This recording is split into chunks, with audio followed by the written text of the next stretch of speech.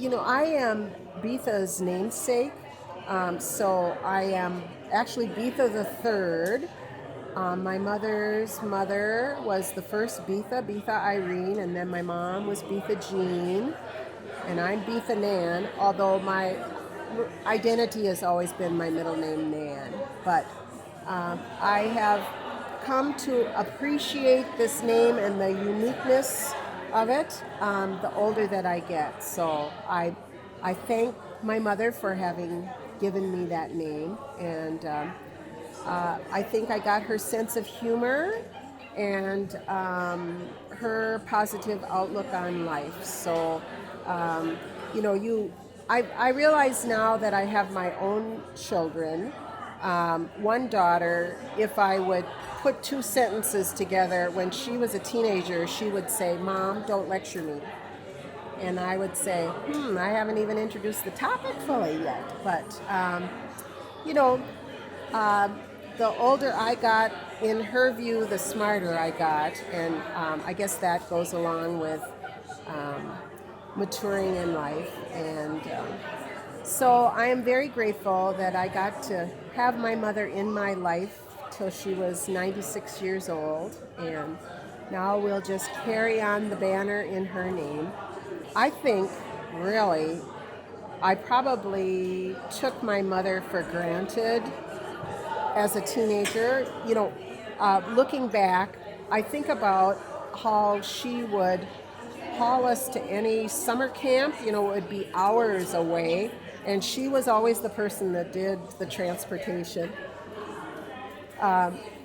So, I have gratitude now looking back on all that she did, and the role model that she was, and always there to help and organize.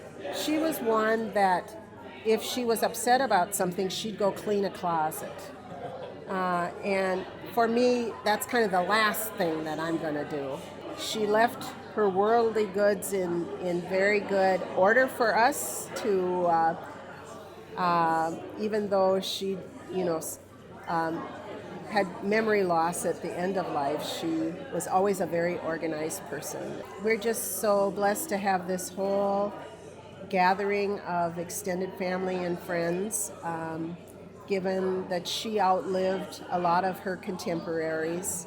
It's still heartwarming to see all the lives that she impacted that will carry forward into the future. So we're blessed by her memory. She actually is the last surviving member on both sides of the family. So she hung in there for a good long while. We miss her, but she lived a long, good life. A couple years ago, 2 or 3 years ago, I came to visit and with my dad, and she had, the dementia had sort of, it was moving along a little faster than I was ready for, but knew going into it that I just wanted to spend time with my grandma. So walked into her place at Deercrest, and she looked at me and said, "You're my family, aren't you?" And I said, yes, I am. I'm Christina, your granddaughter. And, where even though she didn't necessarily remember my name, she knew me, or knew that she should know me. So that warmed my heart. And then that same afternoon, normally her nails were very trimmed, and they were quite long. And I said, "Grandma, your nails are long. Would you like me to trim them for you?" And as I was getting ready to leave my house that morning, I was throwing together a bag of things because it's over a 2-hour drive. And I just happened to grab a manicure kit. And am I going to need this? Probably not, but I threw it in my bag anyway. So I haven't used that little kit since. It just sits on my dresser. And so when I see it, I think about just being able to sit and spend time. It was almost, dare I say, almost like a spiritual event, just to be able to sit there and help my grandma. And she trusted me to trim her fingernails, right? I have the first great grandchild, and so we would frequent visiting her. But prior to that, when my husband and I were dating, he's a farm kid, so he's quite handy. And we had celebrated he'd been around for celebrating my grandparents' wedding anniversary, where there was a lot of polka dancing and whatnot. So we had recently become engaged, and she said to me, well, you better hold on to him, Christina, because he's handsome, he's handy, and he can dance. So that's one that will always replay in my mind as well. So, and she always had her ability to be a real smart ass, excuse me. She was able to insert her little zinger at just the right time, calm, cool, and collected. And it's like, it kind of hit you in the side of the head, like, okay, now I know where I might get some of that from. My parents divorced when I was a teenager, and my grandma and my grandpa were always very, you're our family, and we're very supportive through all that. And then years later, when my brother was killed, unexpectedly, again, very supportive of every member of our family, and we're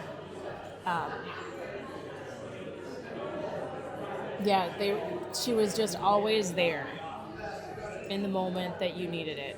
One thing that I carry on as a tribute to my grandpa. So my grandpa C used to make wine, and it could peel paint. It was quite strong and best over ice. But she would drink it in a small pottery mug. So, and I don't know if it ever had a handle, but I can see it in my mind, right? Well, I've started to drink my wine in a John Deere mug as kind of a tribute to my grandma, she would cook with wine, and sometimes she would put it in the food. I'm hearing stories from just today. I'm hearing things today that I've never heard before. And it is simply amazing. So I can't wait for this to be available so that I can hear all the other stories that I never knew about. But I can say with 100% certainty that I'm truly blessed to have had her in my life for 44 years. I know people who didn't know their grandparents at all. And here I am, and I try to be like, you know what, if you're crying for yourself. Just feel the joy that you've had her in your life. And I'm just truly, truly, truly blessed to have had her around for so long. I think some of my most precious memories are just being out in Bay City, up on the bluff at Grandma and Grandpa's house.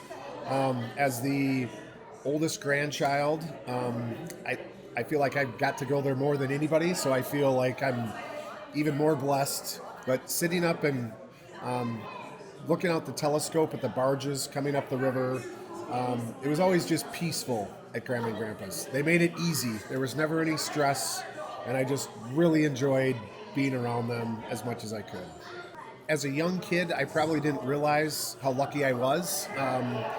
I was fortunate enough to have 2 sets of grandparents in Red Wing, so I could bounce back and forth, and it was just so much fun and joy. But for Grandma B in particular, I think when I realized how good of a listener she was, you could tell her anything. She would never rush to a judgment.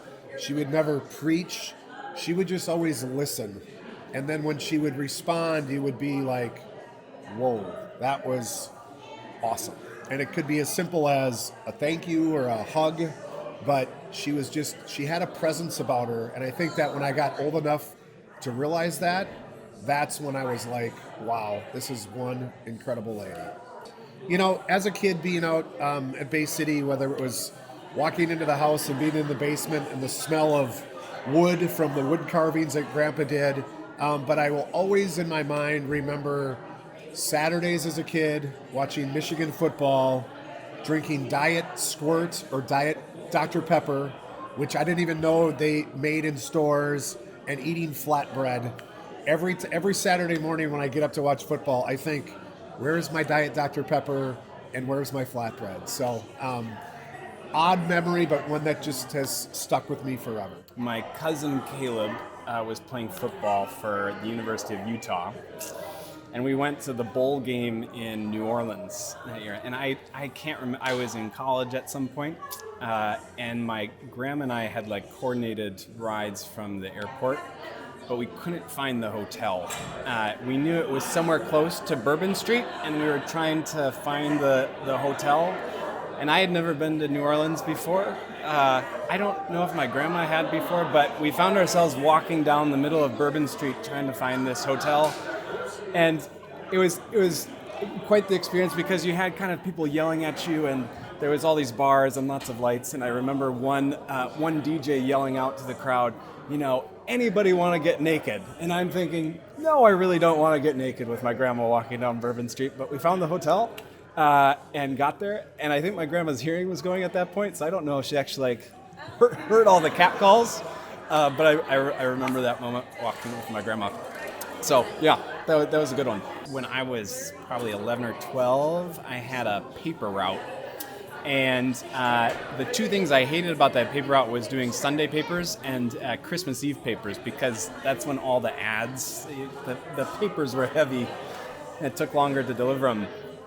And it was I think it's the Christmas Eve before my grandpa passed away, and they offered to use the car to help me do the paper route, which is great because it cut the time in about half.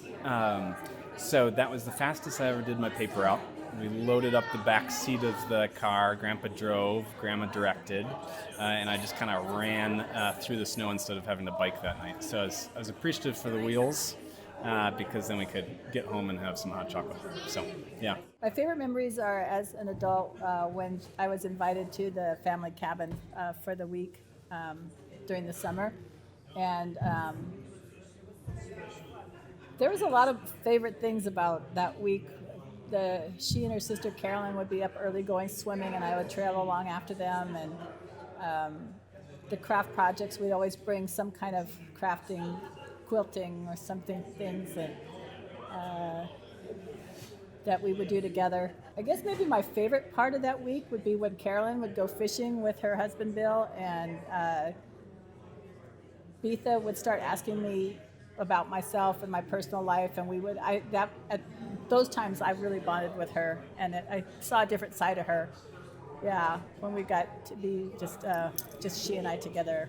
She was really awesome, and I'm trying to think I just knew that about her. It was just so inherent that I'm trying to think, why would I have that impression of her? When I was young, before I even was able to spend much time with her or knew her very well, I think the quality, I remember her sending my mom velvet fabric sculpture almost. It was a fruit, and it was exquisite, and just the level of perfection of her work, and to me, it reflected her intellect and her quality would show through in her craft and her work. Recently, it was even after when I was trying to find her, the reflection of her in her children and the way they write and their humor and their wit and their intellect. It's just, shines through in her children too, and the obituary they put together for her is hilarious. So I'm showing her around at work and everybody, and I couldn't find the copy that I'd been sent, so I Googled it to find it, and sure enough it popped up. But what also popped up under her name was something she had written for a women's program at her college, and the thoughts she had put into the writing. I had to show that around to everybody too, because I was just so proud of the person she was, and the depth of her perception and her thoughts and her being able to articulate, and the stories she would tell. I don't know, she was just really, really exceptional woman. When I think of her, that picture on the little program we had today, I think captured, when I think of her with this twinkle in her eye and just kind of on the verge of laughter, it's and whether it was, her cynicism or, being being critical of something or being, I mean, it was all like humorous. It was just that sparkle in her eye and kind of almost impish, almost like she just enjoyed, I think, maybe even being scandalous or whatever. It was just, I love that sparkle. Yeah, I love that sparkle. I have heard it passed down for many years that when my dad, Bill, was about 6 years old, there were 3 Christmas presents under the tree from Aunt Betha. Each of the children got to pick one, and the one my dad got was a pink elephant Christmas ornament. And as a 6-year-old boy, he was quite unhappy with his holiday gift. However, over time, he's come to appreciate it, and actually every year we still have it. Over 60 years now, it gets the best spot on the Christmas tree. It's the first ornament up, best spot. We still have it, and it actually kind of sparked a pink elephant tradition in our family. So I think we've got like 6 iterations of pink elephants, but that classic has made it through all of those years. And so that she's part of our family Christmas lore every year, which is super cool. Betha is truly phenomenal, and I remember that so my grandma, her sister, passed in 1998, and I was a teenager, and then in college we had these family history projects, and I had questions like, how did my grandma and grandpa meet, and all of those things, and so I reached out to family, and everybody was like, you got to go to Betha. She is the storyteller and family historian, and so Betha wrote letters to me about my family history that if she hadn't done, I would have never known. And I had the foresight to hold on to them. And so I was going through them actually about 2 days ago, and just how she writes and the kindness, it just melted my heart, and I would have a part of my family history missing if she hadn't written those letters to me. And she gave me a feeling of connection to my grandma after she passed, and I will always be grateful for that. I actually got the pleasure of meeting Betha again in 2014. I had moved to Michigan, and my husband had a conference in Wisconsin, and we were determined to see her. And so we met at the same Mexican restaurant we went to celebrate her life last night, and she was just so proud and telling me the stories of her grandsons, and just a delight. And I am so glad that we got to have that meeting in 2014, and just, like I said, she's an amazing woman, the matriarch of her family, and I'm just so happy that I did get to spend some time with her. I absolutely will carry that with me, and those letters, I have them as hard copies now. I'm not going to just leave them as digital files.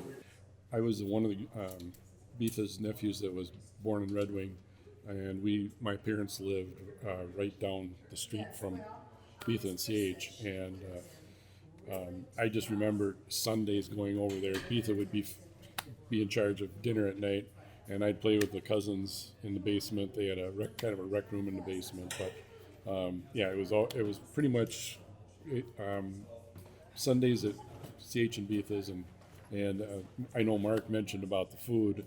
And it was always I always remember it as a good meal. It was fun. And then and the same thing when they moved to the house out on the ridge in Bay City, we would often come up there for some weekends. We had moved down to Gilesville, and we'd come up on some Sundays with my parents and share time there, and it was always Betha's party, yeah.